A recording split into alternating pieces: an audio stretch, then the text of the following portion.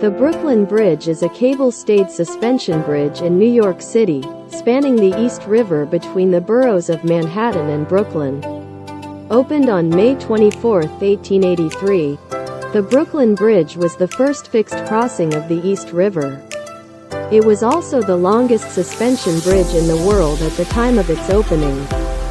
With a main span of 1,595.5 feet, 486.3 meters, and a deck 127 feet, 38.7 meters, above mean high water. The span was originally called the New York and Brooklyn Bridge or the East River Bridge, but was officially renamed the Brooklyn Bridge in 1915. Proposals for a bridge connecting Manhattan and Brooklyn were first made in the early 19th century, which eventually led to the construction of the current span, designed by John A. Roebling. The project's chief engineer, his son Washington Roebling, contributed further design work, assisted by the wife, Emily Warren Roebling. Construction started in 1870. With the Tammany Hall-controlled New York Bridge Company overseeing construction. Since opening, the Brooklyn Bridge has undergone several reconfigurations, having carried horse-drawn vehicles and elevated railway lines until 1950. Before the Brooklyn Bridge built, the only travel between the two cities was by a number of ferry lines. German immigrant engineer John Augustus Roebling proposed building a suspension bridge over the East River in 1857. He had previously designed and constructed shorter suspension bridges, such as Roebling's Delaware Aqueduct in Lackawaxen, Pennsylvania, and the Niagara Suspension Bridge. In 1867, Roebling erected what became the John A. Roebling Suspension Bridge over the Ohio River between Cincinnati, Ohio, and Covington, Kentucky. In February 1867, the New York State Senate passed a bill that allowed the construction of a suspension bridge from Brooklyn to Manhattan.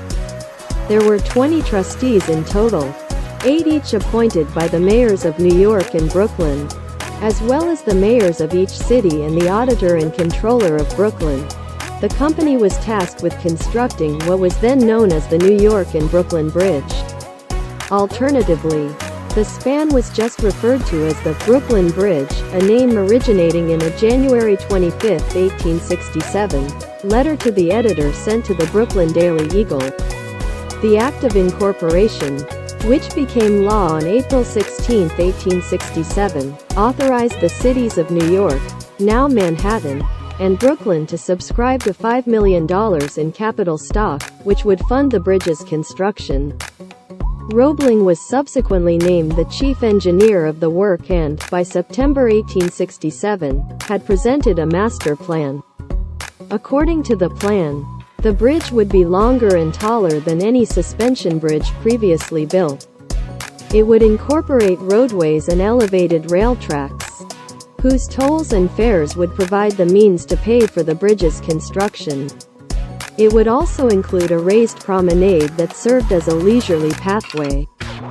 The proposal received much acclaim in both cities, and residents predicted that the New York and Brooklyn Bridge's opening would have as much of an impact as the Suez Canal, the first transatlantic telegraph cable, or the first transcontinental railroad.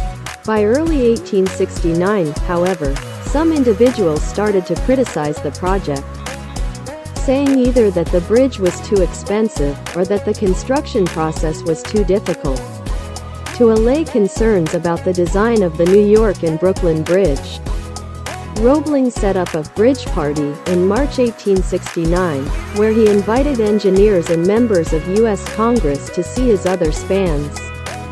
Following the bridge party in April, Roebling and several engineers conducted final surveys. During the process, it was determined that the main span would have to be raised from 130 to 135 feet, 40 to 41 meters, requiring several changes to the overall design.